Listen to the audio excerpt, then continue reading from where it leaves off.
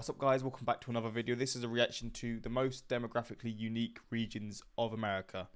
We're just going to jump into this. This is a video I saw that popped up, and I think it was posted 12 hours ago from when I'm doing this reaction. So yeah, we're going to just jump into this and see how diverse the US is in different regions and stuff. I just spat everywhere, lovely. And yeah, let's jump into this and see what this video shows me. The United States of America is already one of the most geographically unique countries on the planet. From the tropical islands of Hawaii, the frozen tundras of Alaska, or the harsh deserts of the Southwest, this country really does have it all. And in addition to that, the country's demography is just as diverse as its geography. But which regions are the most unique? There's no objective standard to measure, so it's just going to be my opinions as I think Florida might be the most diverse in terms of just so many different cultures in one state. Who's traveled around the country and the world. Before we begin, it's important to pay attention to the sites and sources that you get your information from, considering how crazy and polarized. Bro, all three reactions I've done today are all ground news ads. Bro, they're paying out. Where's my ad, dude? To ground.news/MesaMan for 40% off the Advantage plan I use for unlimited access to all the features. Huge thanks to Ground News for sponsoring this video and sharing this opportunity. Now back to the video. The indigenous peoples of the territories that became the U.S. were already extremely diverse since before the country was founded, but now with immigration from Europe, Africa, and Asia, it really is a sort of global melting pot. Although, let's just say that some groups are cooked a bit more than others. So let's take a look at regions from every corner of the nation that are distinct in one way or another and have connections to each other, as well as people and places all over the globe. Alaska is already one of the most unique states of America, geographically separated from the lower 48 by British Columbia, and taking the prize for the most northern, eastern, and western state in the country. Alaska was originally colonized by the Russians, who landed in North America after conquering the entirety of Siberia and northern Asia, but the number of Russian settlers was relatively low, only a couple thousand, with a few thousand more of mixed ancestry known as Alaska Creoles. However, a significant proportion of Alaskan natives in the southern half of the state, where the Russian presence was strongest, converted to Eastern Orthodoxy, and a significant proportion of natives are still Orthodox to this day. Oh, wow. Only a small proportion of Alaskan nowadays have Slavic ancestry, but they are concentrated in various regions in the south, such as Kodiak Island, as most Alaskans are descended from other ethnic groups predominant in the mainland, such as those of British, German, and Scandinavian descent.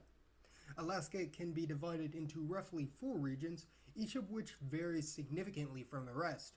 That being Central Alaska, where the majority of the population resides and includes major cities like Anchorage and Fairbanks; Northern Alaska, which is sparsely populated and majority Alaskan Native; Southwest Alaska, which includes the Aleutian Islands and is today a mix of natives, Europeans, and Asian immigrants; and Southeast Alaska, also known as the Alaska Panhandle. What's interesting about the Panhandle is that it's actually completely disconnected from the rest of the state by road, and almost entirely disconnected from the rest of the North American continent by... That is mad.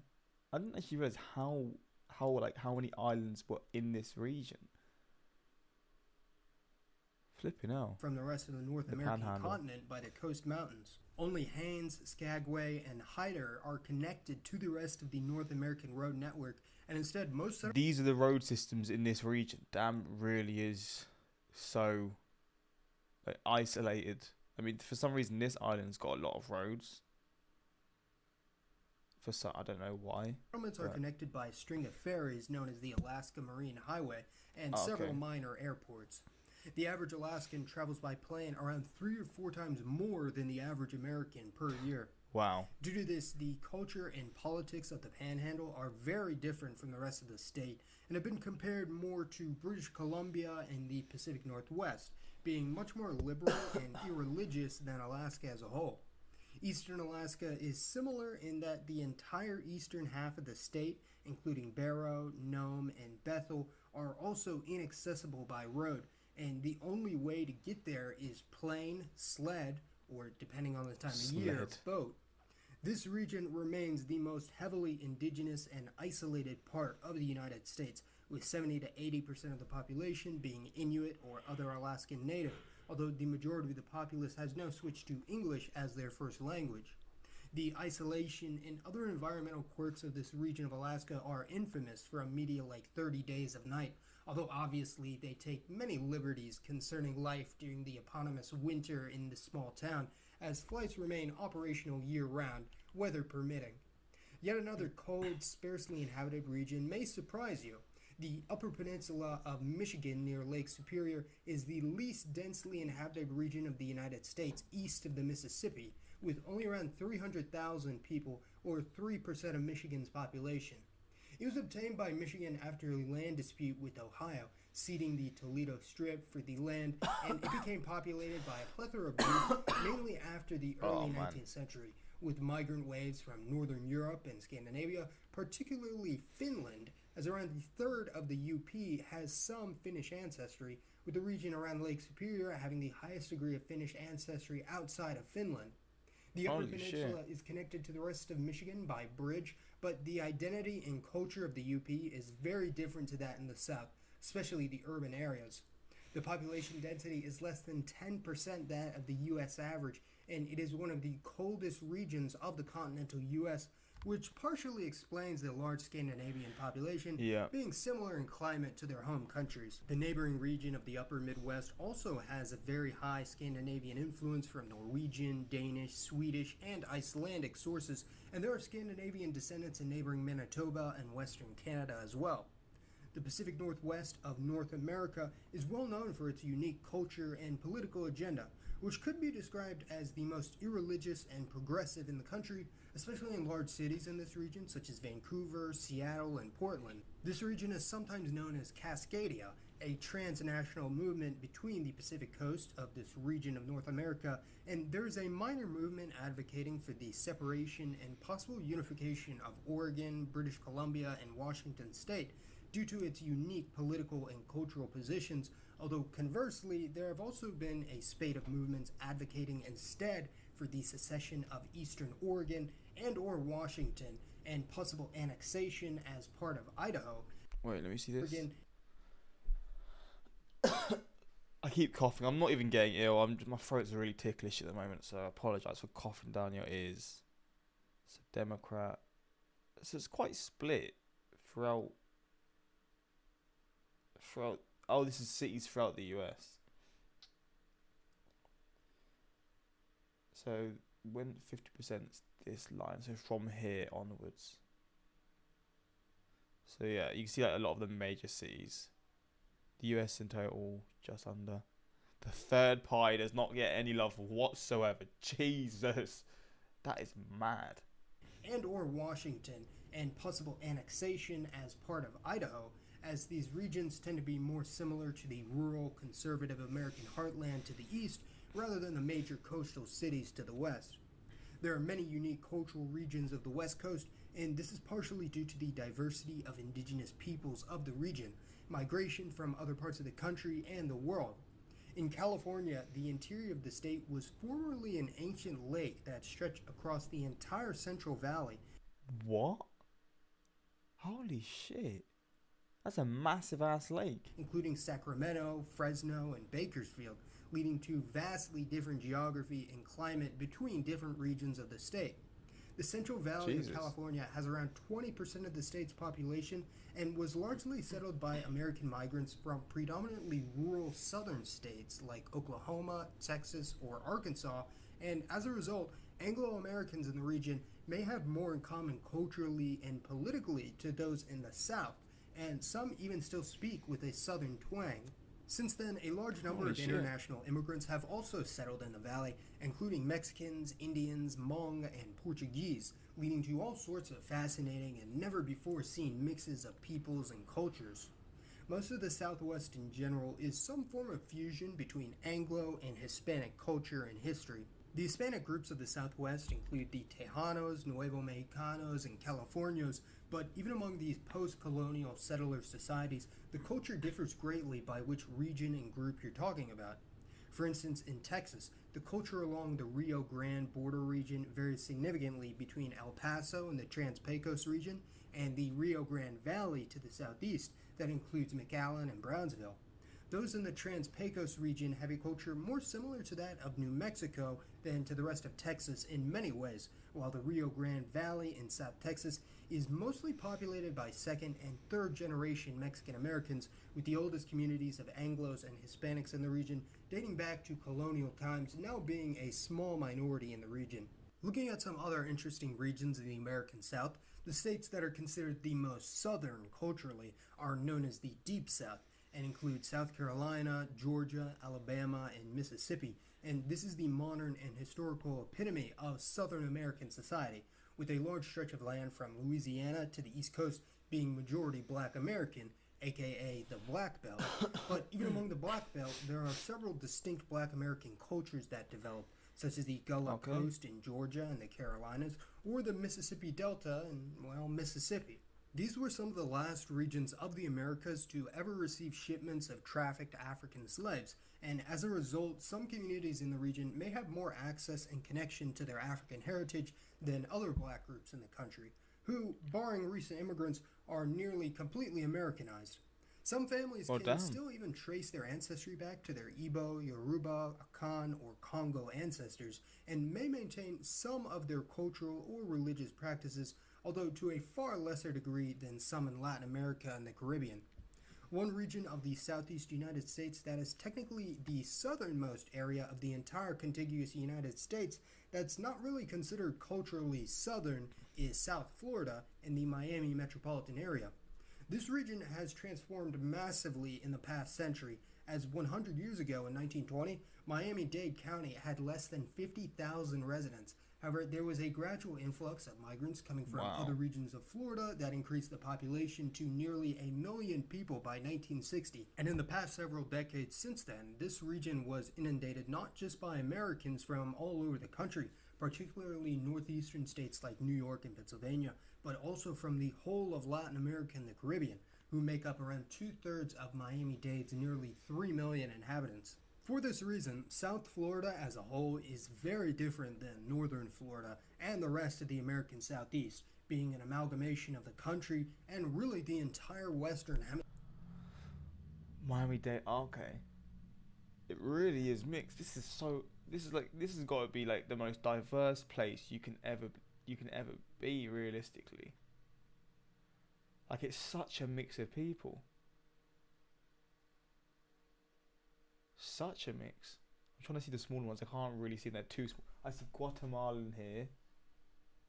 I think that's the smallest. I can see Peruvian. I cannot see other multiple. This one is not possible. Other West Indian. Argentinian. So there's a lot of people from like Central and South America as well as the Caribbean. So yeah, okay. Northern European.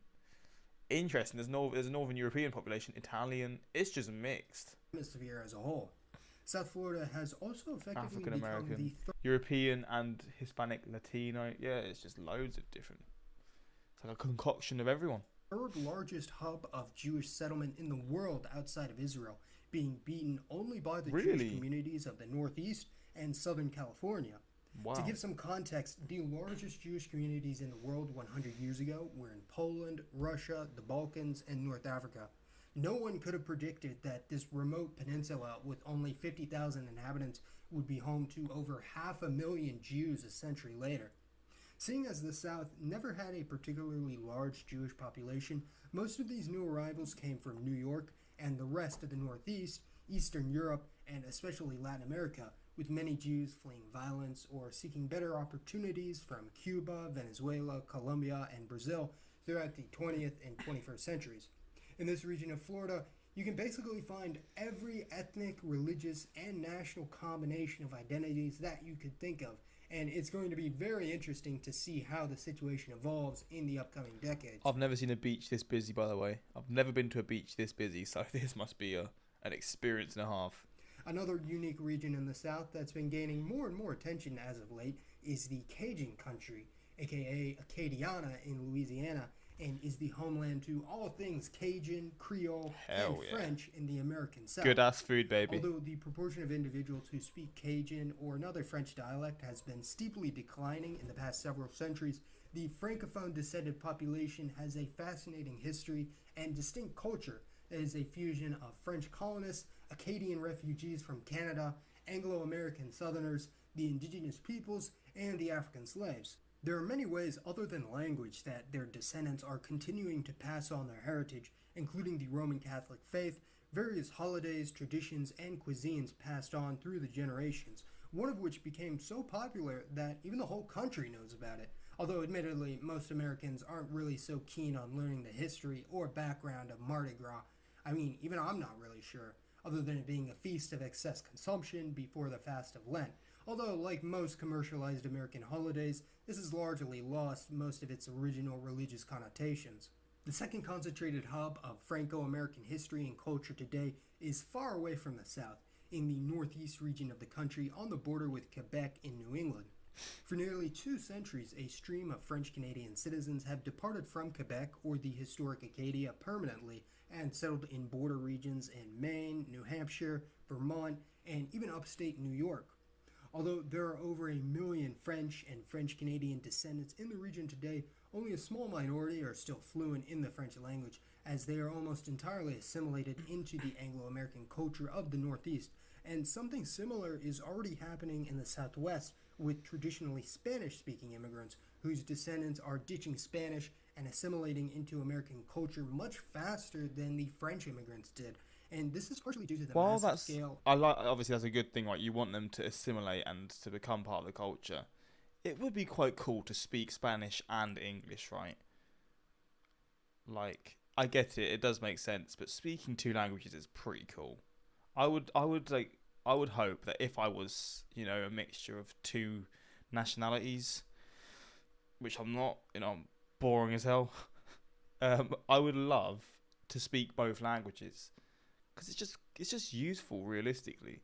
So I do find it quite sad when people who are from a country that speaks another language and then move to another country, they don't teach their kids their original language as well as obviously the language of the home that they're now in, the home country that they're now living in, and they're from now. So I get it to assimilate and stuff, and it's a good thing, right? You know what? You're getting into the culture, and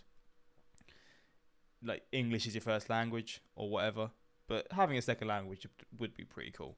Of migration from Latin America. But I assume a lot of them do. I assume they won't just ditch their languages. For Spanish specifically. But for French, I wonder why. Maybe because the Spanish sort of speaking population, a lot of it in the US is a lot more recent. So that's why there's still a lot of them will still speak Spanish. This is literally it. Moving fluidly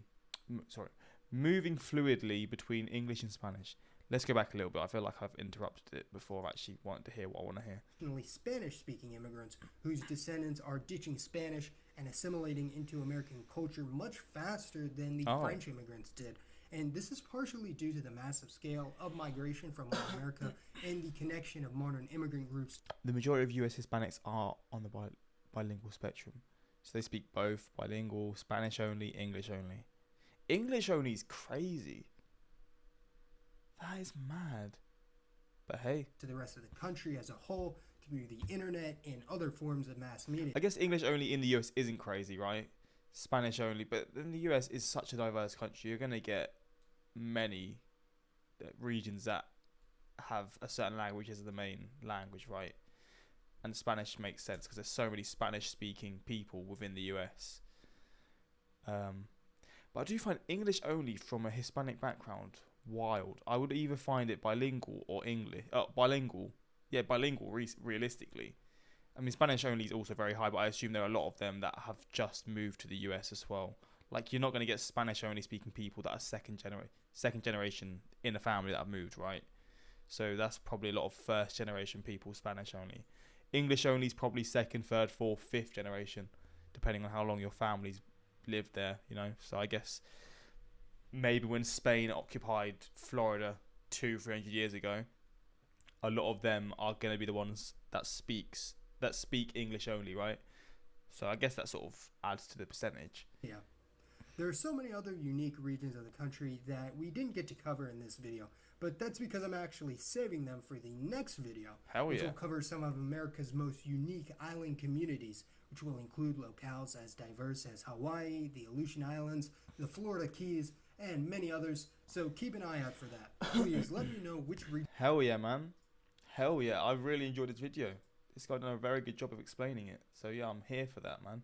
I still find it really interesting that Southern California has such a large concentration of Armenians and Iranians. That is wild. Like, Armenians, I just find that such a random fact of Armenians moving to California, or in this case, Southern California. Honorable mention to the Hawaiian Polynesian enclave in Las Vegas. There's so many over there. Hawaiian descendants have called Vegas the 9th Hawaiian island. Well, damn. But yeah, hopefully you guys enjoyed this reaction. Let me know your thoughts. And yeah, until next time, I subscribe.